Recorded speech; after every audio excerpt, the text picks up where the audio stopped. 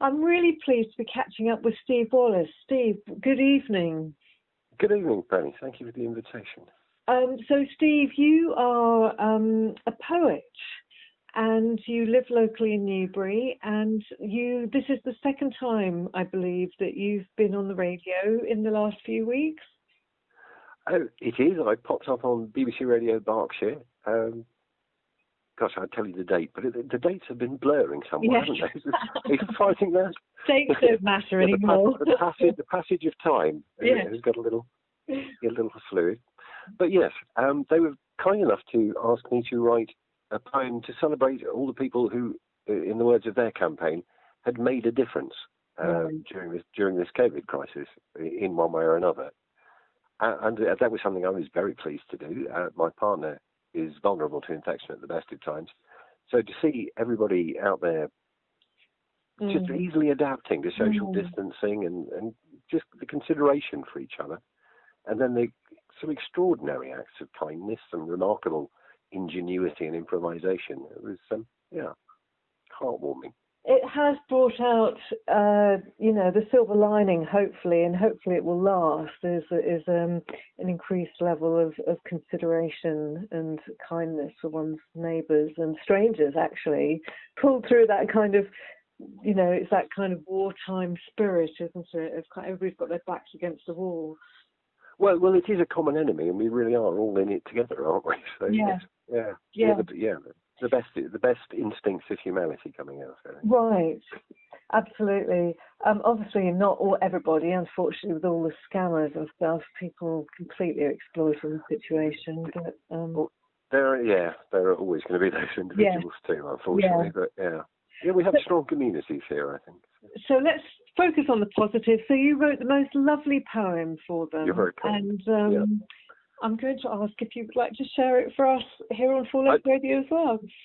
Thank you. I'm happy to. It's called Thank You, and it goes like this. Our local BBC radio station said, "Make a difference to the nation."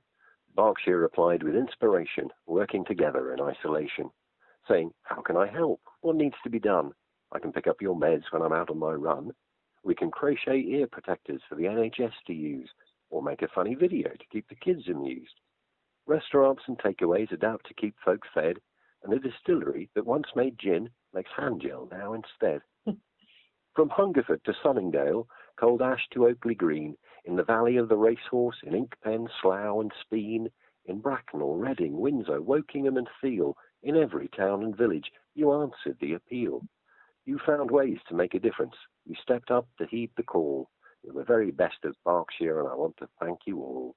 The whole blooming homeschooling, hand-washing, kit-bashing, ongoing, scrub sewing, bread baking, mask making, shelf stacking, get cracking, unstinting, 3D printing, caring, sharing, lot of you.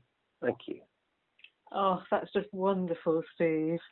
You obviously enjoy words. It's your craft, but it's just such fun to see all them jumbled together in a rhythm and energy. I think rhythm is critical to poetry. There are precious few rules about what a poem should be. It's more or less choosing the right words and putting them in the right order. But I think a sense of rhythm always helps. Absolutely. And obviously rhyming is that is there something about humour and rhyme? Isn't there that if something rhymes, it's funny? Or, because I was chuckling through that.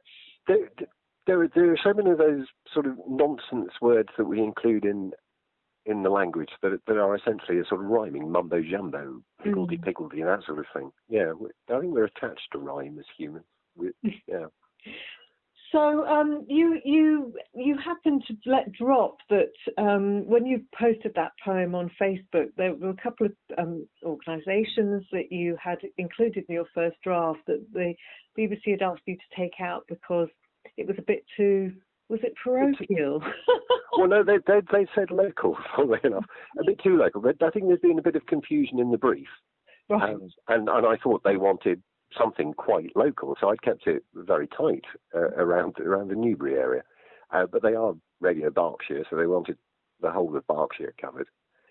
But yes, then I ran into you at the in the town, and I said, please, Steve, write the poem that you. do another one for us. So you very kindly wrote another one, which is gorgeous as well, which I'm going to ask you to share now as well. Thank you. Yeah, it takes a slightly different view because it focuses in on a particular area and tries to pick up on the strength of the communities, which are steeped in history. It's the sense of and also things having been. Go on, sorry, carry on. No, also landscape, the countryside and the kind of precisely so. Yeah, precisely so. But I shall crack on with it, and we can maybe talk about it afterwards. It's called Kind Words, and it goes like this: seasoned by sweet, slow creeping time, farm fresh, free range, matured in oak, with a dash of willow, ash, and lime, and just a hint of musket smoke. The Downs have flavoured Berkshire folk with bounteous good grace. So when COVID spread its lockdown cloak, we met it face to face. Adapting at a rapid pace to meet the needs of a new condition, organisations long in place rolled their sleeves up for this mission. Schools delivered online tuition, penny post kept on top of it all, volunteer centres made a smooth transition, councils didn't drop the ball. Those who had the wherewithal helped those who had a need. We worked via video conference call, if we had the broadband speed. Those that were able did some good deed with skill and ingenuity, because we've got the spirit to succeed when we isolate in unity. A landscape is only opportunity. It's the people that are key to a flourishing community. I hope you'll all agree. So by the power vested in me as a poet, I declare the Berkshire Downs an area of outstanding natural care. Oh, that's just brilliant. Brilliant. Thank you. Because obviously you're tying in the area of outstanding natural beauty that we are in. That's where the poem started, to be honest. I thought that seemed to me fairly obvious for a kick-off. So then it was a matter of finding a beginning and reaching the end. And I think that the one thing that we've all said during this whole terrible time is how lucky we are to live in such a beautiful part of not only the country but the world. I mean, I don't think there are many people I would trade places with right now. No, fair enough. Yes, it is some of the most iconic landscape certainly in Britain, I think. Yes. And I think when you don't have, obviously health-wise, but also societally-wise, if you're crammed in a city with millions of people. I've lived in New York for 10 years. You put up your values. There are too many, you have to protect yourself. There's so many people. But here in the country, everything's on a human scale. You can just get to know people and it's way more relaxed and it was so. Well, it's part of what was lost when the BBC wanted me to broaden it out was addressing Kind Words about. It was the idea that what's been happening over the last few weeks is not something new. It's something that's always been there. What's changed really is the scale. Yes. Is that much more is being done. But as it says, the organisations were long in place, the networks and the connections required for us to care for each other were already there. Yeah. They were, but I think also what we've seen is a burgeoning of new organisations and new networks that have kind of jumped in, because there was such a sudden crisis, and I think, so much people power stepped up. Absolutely, it ramped up the scale. It did, as you say, introduce a few more. The For the Love of Scrubs group, people all over who've come together just to share tips and to sow much needed scrubs. Yeah, that's quite brilliant.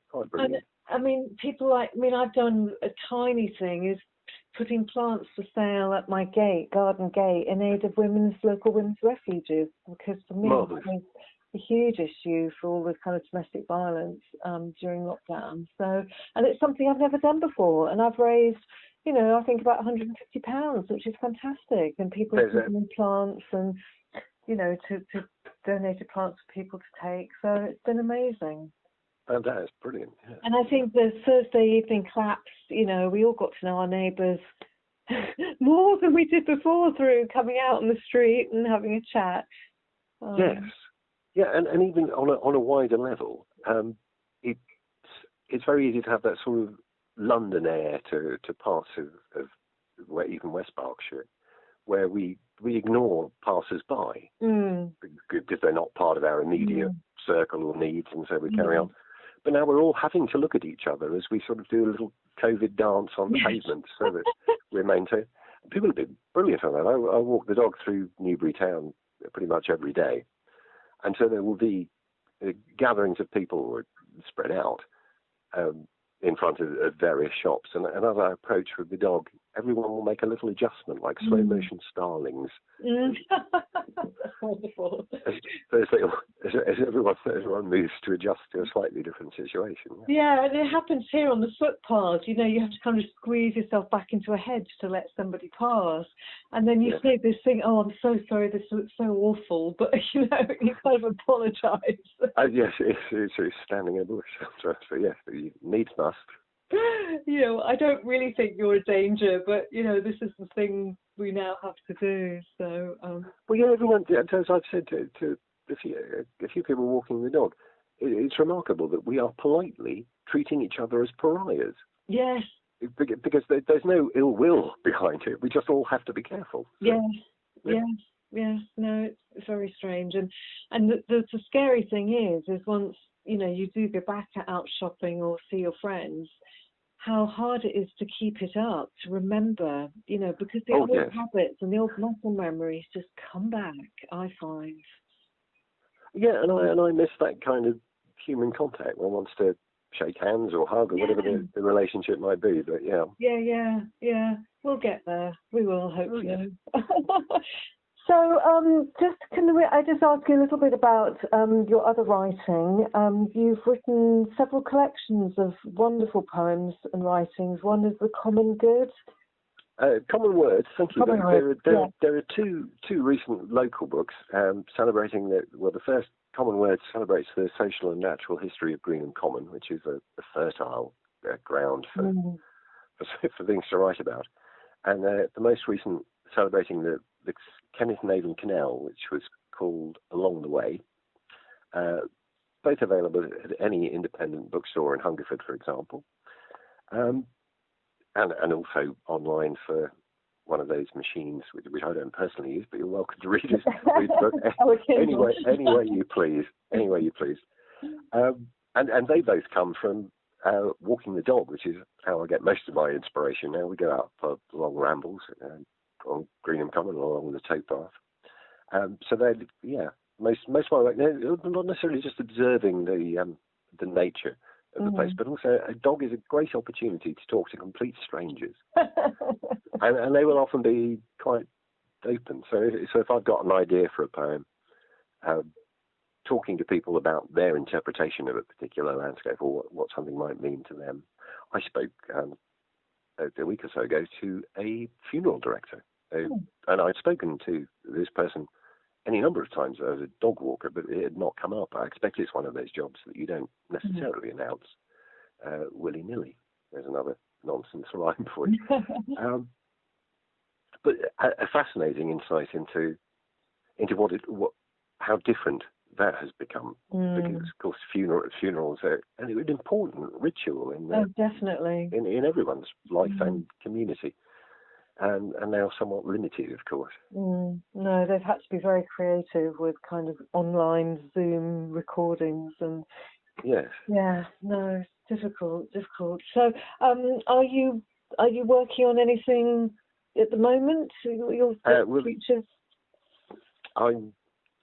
The one poem can take an awfully long time when it needs to. I am currently focused mostly on this year's National Poetry Competition, which inevitably gets an astounding amount of entries. It feels a little like a lottery. I mean, the winner is always well chosen rather than random, but inevitably it's one of those you've got to be in it to win it things. So yes, trying to write something meaningful about, not that those last two weren't meaningful, but something about the current situation that might chime with the judges. We'll see. Okay, well, what's the entry deadline? Oh, October. They're very they're very good with that. Plenty of time yet. Okay. Well, listen, when you come up with your winning poem of the National Poetry Competition, I would hope so. But, please share it with us. Come back and read it. I would like to do that. Thank you. Yes. And then in the long term, I thought I might as well pitch now. But there's no publishing at the moment. Everyone's shut down, and who knows where that might go. And equally, there's very little arts funding at the moment. The people are responding more towards the urgent need of keeping genuine national treasures like the National Opera and such, keeping all of that going, which is fair enough. But when it does all settle down and smooth out, it seems to me that the North Wessex Downs ought to have a celebratory collection of poetry. Oh, okay. But one might as well dream big of a poet in residence for a year, a chance to tramp around the whole area and talk to as many people as possible, generate perhaps some local poetry. That would be wonderful. I'd be overjoyed if it ever came about. That'd be great. Because they have had an artist who paints. They call them icons. So the kind of the most recognisable aspects of the North Wessex Downs, they have had someone do paintings of those and sell those as postcards and stuff. So. Yes, it's always easier to sell visual art than to sell poetry. But I've always tried to write poetry for an audience. A lot of poets, I think, write for themselves, and then that's nice if other people like it. But I'd like to write in a way that people who perhaps didn't even think that they enjoyed poetry will find something to enjoy in mine. Yeah, I mean, it's one of those poetry. It's one of those slightly esoteric arts, if you like, what it's perceived to be. But with someone like yourself, it's so accessible what you write. Thank you. Yeah, I mean that's part of the aim. I think if you want to dig around in my work, there are Easter eggs, certainly for poetry buffs. I like to play around with form and make poetry in jokes. But again, even without the poetry knowledge, I like to think there is depth in there, but there isn't any reason it shouldn't be readily accessible on the surface. No, exactly. Brilliant. Well, listen, I want more of your poems. I think they're absolutely wonderful. Thank you kindly. And keep enjoying walking your dog. That sounds a wonderful way to get material for your work. It is. All right. Lovely, Steve. And hope to see you in person again in the not too distant future. Indeed. Lovely. Thank you very much. Thank you very much, Penny. Thank you for the invitation. Stay well.